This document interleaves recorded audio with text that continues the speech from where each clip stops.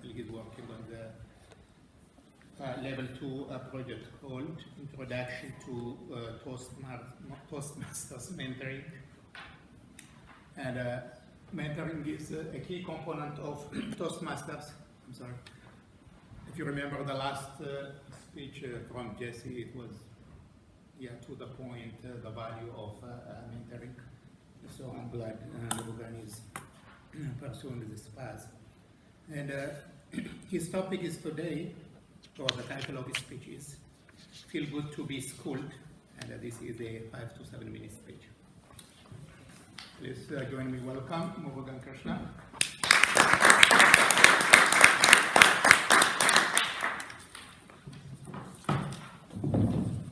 Your spouse won't listen to you. Your kids won't listen to you. Your staff won't listen to you. The only thing that can listen to you is your body. So you should start exercising. This is what one of my mentors told me. Mr. Toastmaster, fellow members and guests, I am here to talk about the mentorship. As Lama mentioned, in the Toastmasters, all of us are expected to be a mentor at some point of time. Before we get to that point, the Toastmasters want us to be a mentee so that when we get to the mentor state, we'll have a good synergy between the mentor and mentee. I'm here to talk about a couple of the benefits I have achieved being a mentee in my personal life.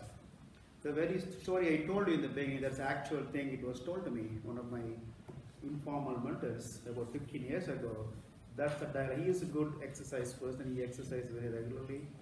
So he invited me to do exercise. And that's the example he gave me. Nobody else is going to listen to you. Only thing you have control is your body. So you should do exercise. As you can see, I didn't take up this advice yet, but I haven't forgotten it. So whenever I do a little bit of exercise, I always think, so that's in our control. So that's the benefit of a mentor I can give you, so you can get advice, this kind of advice which other people may not give you. And I also mentioned the word informal mentor.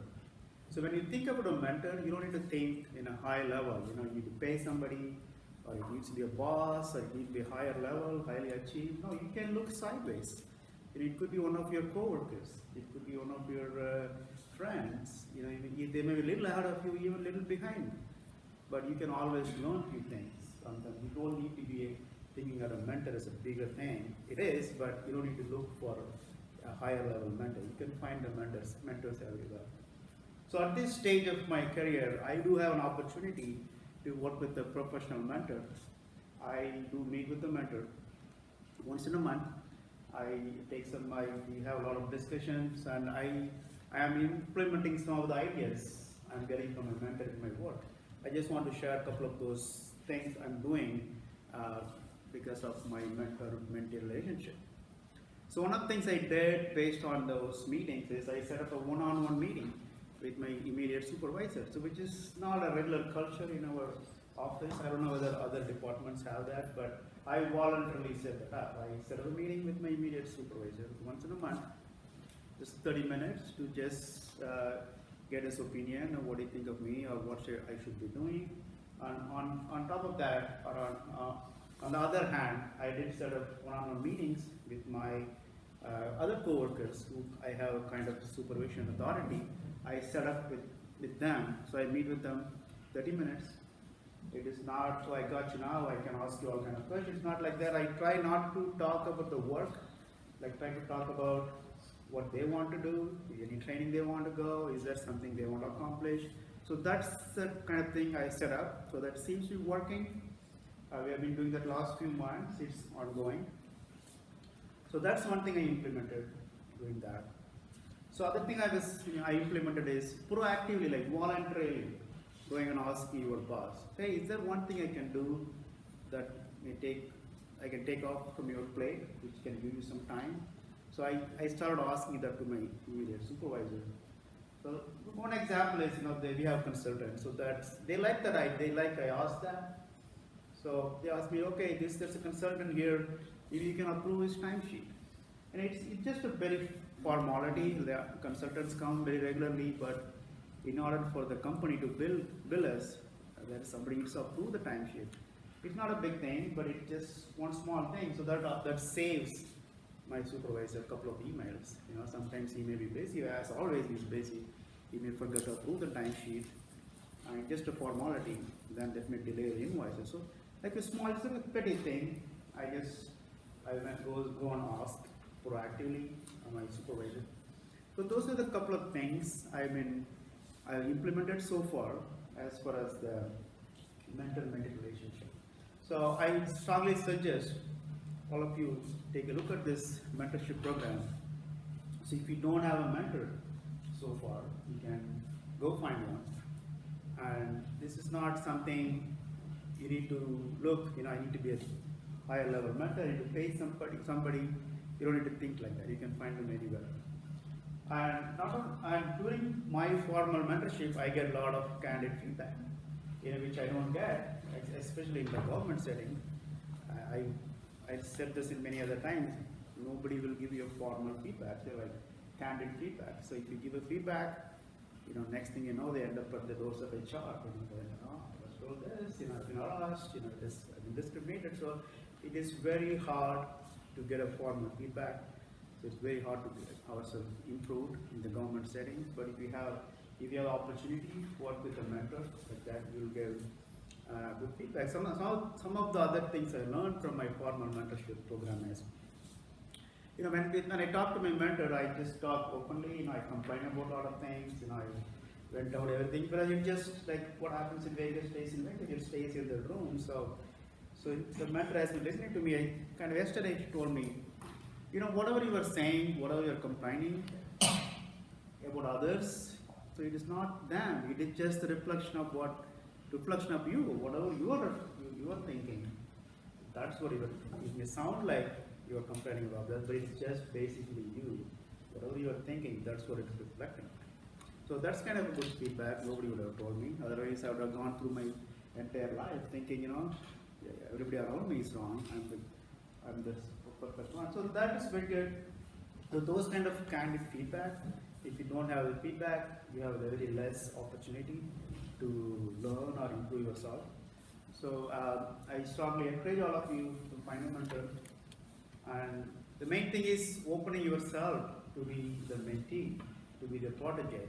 So then that's where the success is. You should be ready to receive those candid feedback. And if you're going to be offended, I guess you just don't do it, right? So, but if you open yourself and get those, be ready to be schooled. That there's nothing wrong in getting schooled. If you open yourself to getting ready to school, then you will develop a lot of synergy among, to the people you work with. So, good luck to all of you.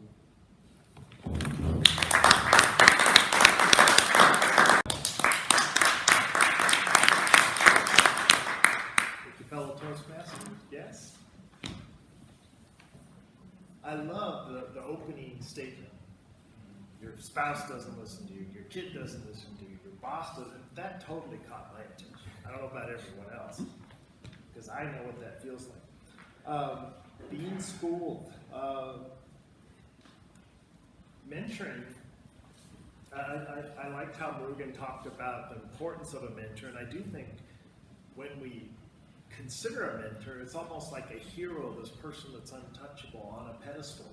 And Murugan was able to say informal. Your mentors are out there, and you can take advantage of that. It doesn't have to be this perfect person.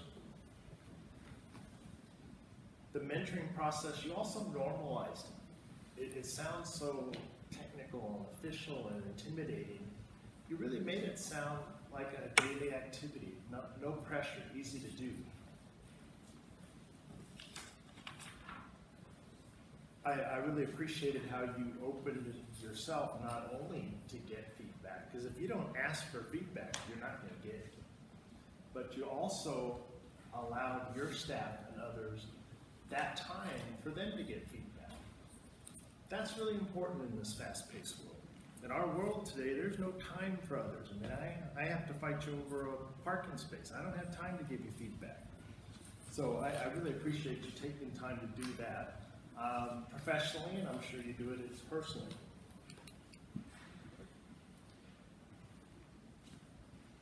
Being able to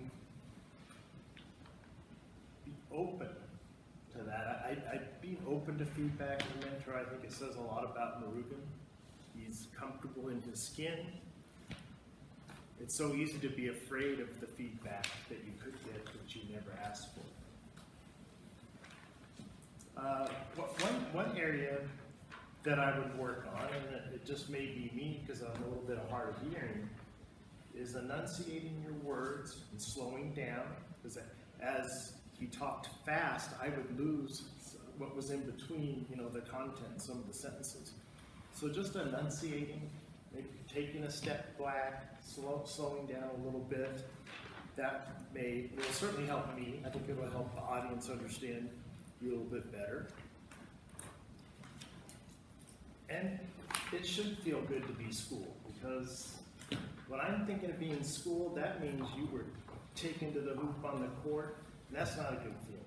But being schooled, taking care of yourself, offering what you're learning to others, I think that's a wonderful thing for all of us, and I think we all can do that here, and I hope that we keep the atmosphere safe so we can all grow. Thank you.